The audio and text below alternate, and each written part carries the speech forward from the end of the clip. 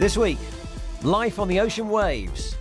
A big cloud makes a big bang, which makes a big cloud. And climbing higher and higher. And back down again.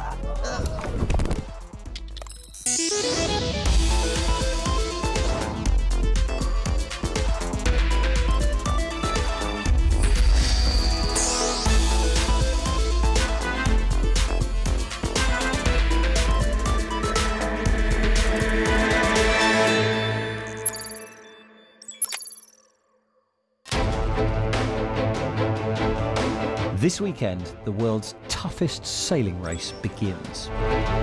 Held every 3 years, the Volvo Ocean Race starts in Alicante in Spain and ends in The Hague in the Netherlands.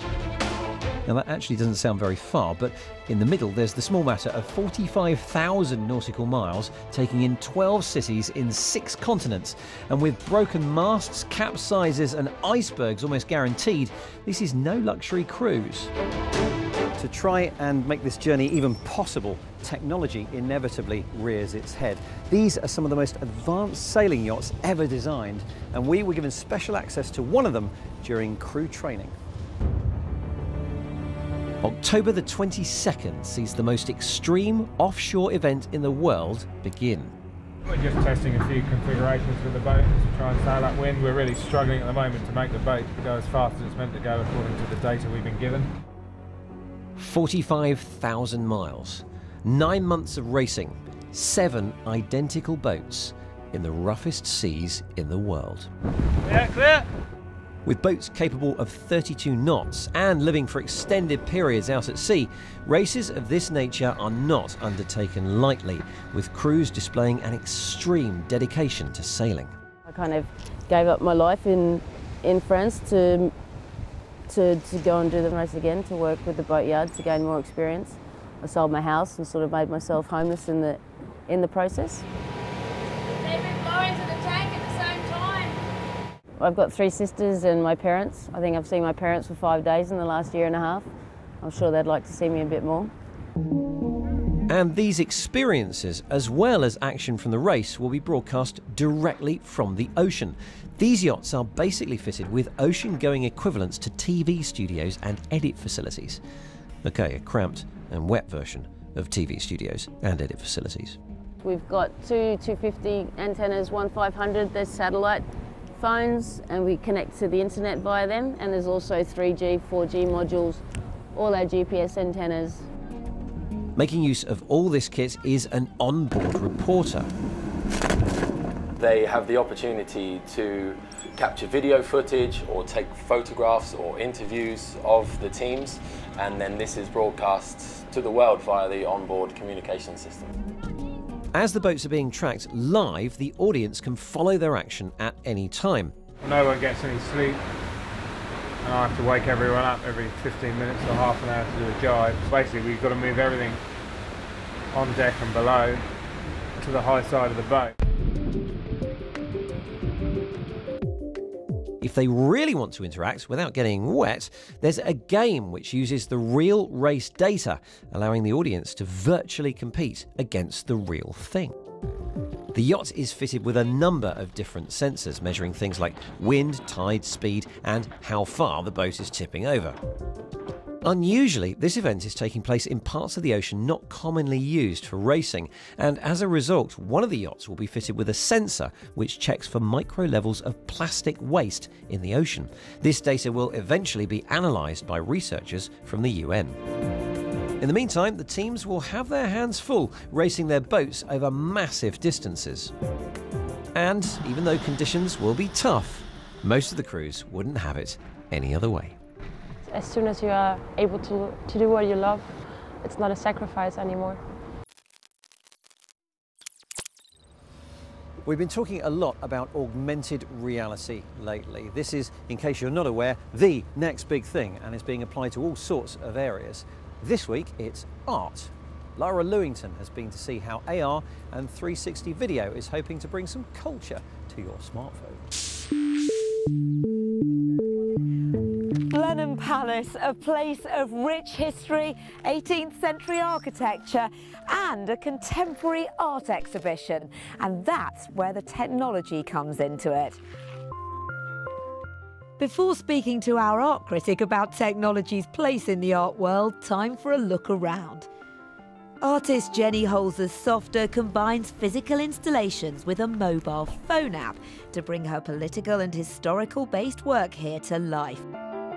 Beacons throughout the 200-acre estate trigger 360 videos in the right location and combine that with your phone's gyroscope to make sure that you're looking at them from the right perspective.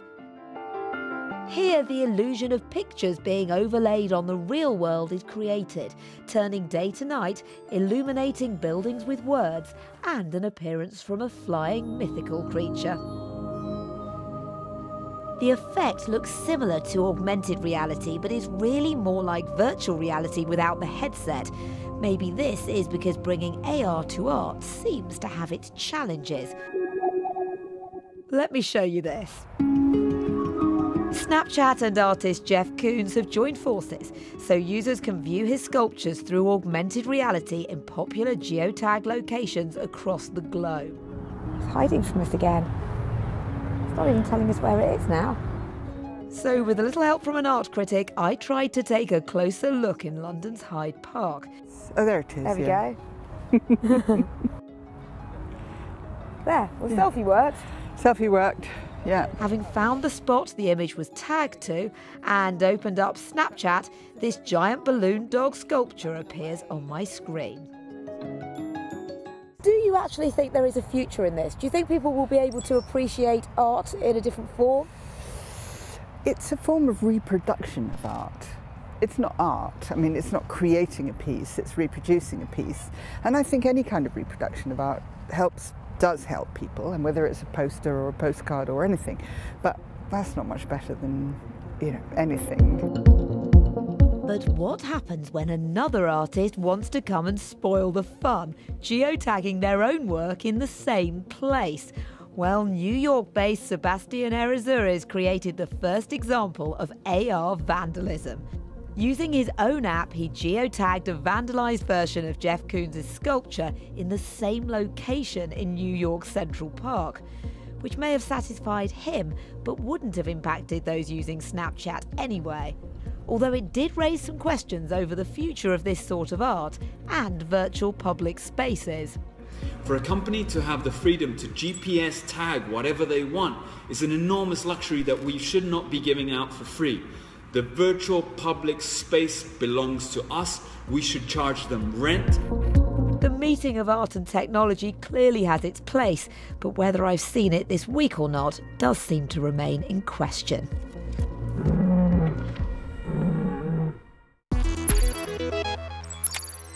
Hello and welcome to The Week in Tech. It was the week that the world's first 3D printed bridge made of 800 layers of concrete was unveiled in the Netherlands. Facebook bought an app called TBH that forces users to send anonymous compliments to one another, and Snap shacked up with NBC Universal to bring original TV programming to Snapchat. Hopefully their shows won't disappear after 5 seconds. And it was Wi-Fi Mageddon this week as the crack attack exposed a major security flaw in almost all wireless networking devices. The weakness is found ironically in the security protocol used to protect the majority of Wi-Fi connections. Some companies are already issuing patches to fix the problem, so make sure you update your systems as they come. The finalists of the Global Learning X Prize have been announced. 5 teams are now in the running for the $15 million grand prize, including KitKat School and $1 billion, which we featured this summer. Each have been awarded a cool $1 million award for making apps for kids to teach themselves core school subjects. And finally, the long-awaited giant duel between Megabots and Pseudo-Bashi Heavy Industry finally went down in Japan. The US team's Iron Glory and Eagle Prime robots won over the course of 3 long, slow and painful rounds against the Japanese Kuratas, slashing it open with a chainsaw in the end. Now, back to the junkyard.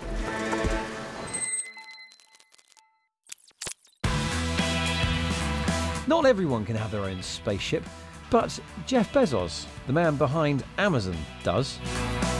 Why not? After all, he's worth $85 billion. Pouring a measly $1 billion a year into his pet project, Blue Origin, well, it's almost a rounding error. And while he has his sights set firmly beyond the clouds, the reason he can afford this is because of the cloud. More specifically, not Amazon the online shop, but Amazon Web Services. Beneath the surface of our daily lives, there is a flow of money, information and people built on a raft of support systems. How our bank payments are tracked and how we get from A to B on public transport. Things like how goods arrive in shops. When everything works seamlessly, it's easy to miss what's happening behind the scenes. Want a movie? A new playlist? A bed for the night? Well, you wouldn't get one from these household names without the help of Amazon Web Services, AWS. And it makes Amazon more cash than the thing we know makes them cash. Sure, Google and Microsoft offer similar services, but it was Amazon that reinvented cloud computing back in 2006, and it's now the biggest player. The trick is to make the service fit the business. NASA uses AWS to stream 4K video from the International Space Station. While much smaller companies like Mobile ODT, who provide mobile cancer detection in Africa, also use the same service to double-check diagnoses for cancer and review the accuracy of their nurses in rural villages. From occasional shopping to huge data tasks like this, the reason why analytics, streaming, accounting and other cloud services have moved to Amazon and its competitors is that you pay for exactly what you use. You used to have to predict ahead of time how much capacity you were going to need. And what that meant was you either guessed too low and didn't have enough, and therefore you'd have errors and a terrible customer experience, or in most cases you guess high and you provision for the peak. But there's a reason they call it the peak, which is you never really live at the peak, so you sit on a lot of wasted capital. But handing over valuable data to be analysed by these cloud services involves a lot of trust. Recently, there have been several big leaks from data storage provided by Amazon Web Services. Just last month, Verizon accidentally left a data bucket of sensitive information unprotected. And in a separate incident, 4 million Time Warner Cable customer records were left exposed. Back in June, it was discovered that political data gathered on 198 million US citizens was publicly accessible from a misconfigured data store. Experts have questioned whether AWS could have done more to actively guide its customers in good security practice and even to actively test security. Instead, AWS has chosen to focus the blame on its clients. We provide a set of capabilities and a lot of flexibility for our customers. And so you can have infrastructure like we run, and it can have airtight security, but if our customers and the applications they build don't build the same level of quality of security, you could have a problem. Nevertheless, some of the biggest names on the web and in the real world rely on Google, Microsoft and AWS to deliver. And to give you an idea of the detail that can be involved, on a recent trip to Nevada, Dan Simmons discovered that even an actual mine has uses for a data mine.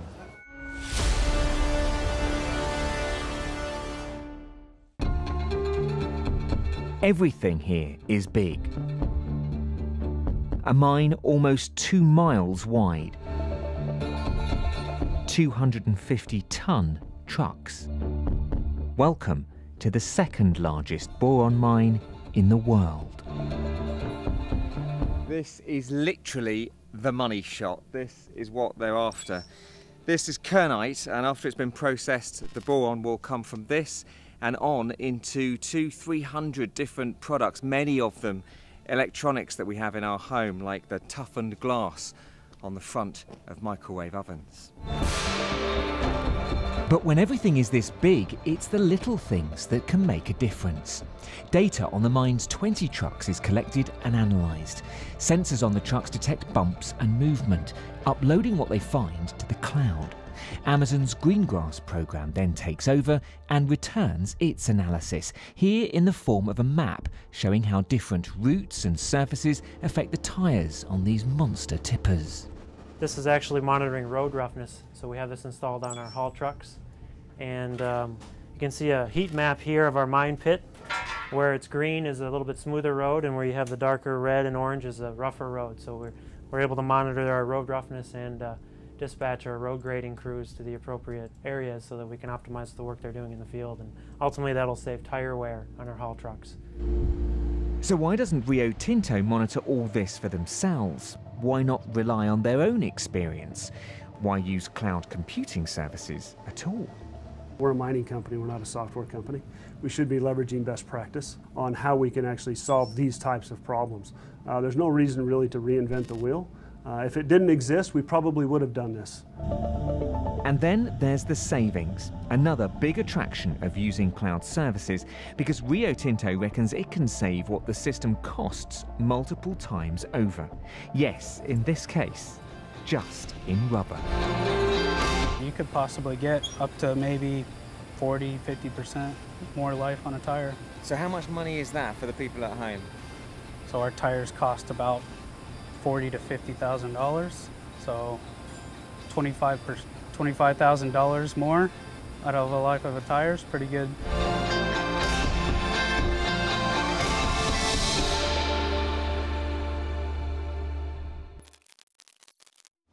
Now, Destiny 2 was one of the most widely anticipated game releases of the year and sequel to one of the most expensive games ever made. And from next week, it will be available on the PC for the first time ever.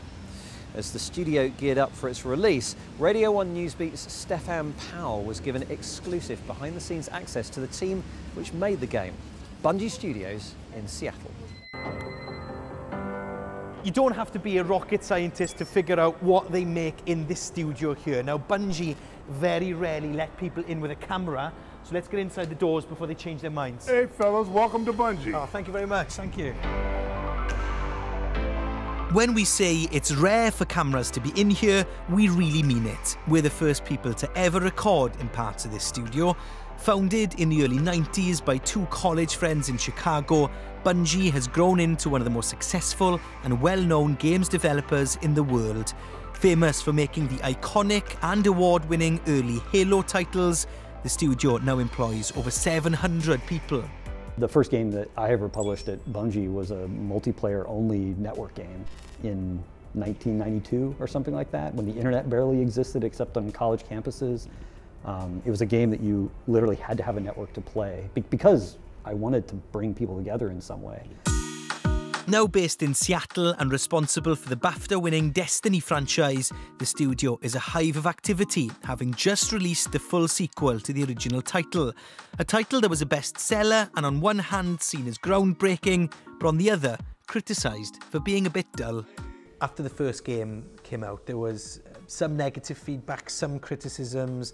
Did you take them to heart? Yeah, absolutely. It was, to a very large degree, stuff we already knew. Like, we knew the game had amazing parts that we loved and a lot of other people were going to love, and that was going to get people to be, we hoped anyway, playing it for years to come. But we also saw the real mistakes we made on the story, for example. I think that was one of the big sources of negative reviews for Destiny 1. We weren't surprised by that feedback. Because when you're a creator immersed in that work, you feel it. But yeah, it was a very sharp and clear message that we got from our community that they expected better from us. Yeah. Jason says they learnt their lessons, and early reviews of the console release that came out in September suggest he might just be right. But there's still plenty of challenges facing the staff here. Updating and keeping a living online universe like Destiny 2 going is a lot of work, and in a crowded market, they face stiff competition to keep players coming back for more. They're also working on brand new elements to the franchise too. One of the major differences between this new version of Destiny and the original is the fact that it's being made for the PC for the first time ever. Now, I've never actually played the game with a mouse and keyboard before, so let's see what it's like. Making the mouse and keyboard really feel like Destiny has been one of the exciting challenges of this project. What we do is that as you're firing certain guns, they'll kick, and if you keep firing them quickly, will rise up, and that recoil is an integral part of making that experience feel heavy and feel good and feel like you're there. But on the keyboard and mouse, it just meant you were basically just chasing the barrel of the gun the whole time. Now, I hope you're noticing, but I'm being very accurate here. You are. And I tell you what, I'm doing far better at this than I do when I'm playing it on console. When someone spends, several $1,000s or several £1,000s on a gaming rig, you want to make sure that you're honoring the investment that the player has put into it. And so a lot of it goes into making sure that we can render at the capability. Like the monitor you're playing on is a 21.9 monitor, which is relatively new in the PC space. But we've gone to the effort to make sure that if you're playing on one of these, it really honors that that investment you've made. As well as the PC release of the game, people here are working on expansion packs that are coming soon as well. And it's in rooms like this one that they're deciding what you're going to be playing in the coming months and years. And everything the team needs to put that together is all here in this one building, from the motion capture area to the sound design studios. So it starts out with the string motive, and I like the piece right away because it's kind of evocative. This is a stunning number. We recorded over 900 minutes of music for this game. Now, with our game, you never know what a person's going to do. You never know when a battle's going to break out. You just don't know. So you have to sort of have several different options in your pocket all the time, so that when something happens here, something happens there, or an enemy comes out from behind a rock or whatever, the music has to be able to change instantly. We released the Destiny soundtrack the day before the game came out, and within 24 hours, we actually were the #1 selling album on Amazon. And we knocked Taylor Swift out of first place. Take that, Taylor. And I love Taylor Swift, but enough's enough. It's not often you see a climbing wall in the middle of a gaming studio, but despite the pressures of making such a high-profile game, staff here try their best to keep relaxed. That is, if you find climbing relaxing. There was a novice climber at Studio who was a veteran game developer, and this was his first introduction to climbing, and he actually designed some of our best problems, I think, because he just applied his mind. He sort of applied that level design mindset to it. So, well, obviously I was going to have to give it a go. So, left one or right one, would you say? So close. I'm so close. No hits in the North Tower. I'm sending Amanda Holiday to pick you up. For our game, a game that's a content game, quantity is a part of quality, especially to our players who are always going to consume the content faster than we can build it. It takes months to make a cool adventure, and players will go through it in 20 minutes. So that's the challenge for now, but what's next for Bungie? He doesn't usually do interviews, but sitting down with us, Jason Jones says it's something they're actively looking at. We're starting in a very small way to think about what's beyond Destiny, and we're going through this exercise of every time you attempt to do a new thing to surprise and delight people, you risk being ignored because no one cares about what you did. And so I would say you could make your hand pretty tired writing down all the risks going into a new game project. But I would say that unless you're taking on a lot of risks like that, you're not going to do a thing that people care about. That was Stefan Powell. And that's it for this week. Don't forget that we live on Facebook and on Twitter throughout the week at BBC Click. Thanks for watching, and we'll see you soon.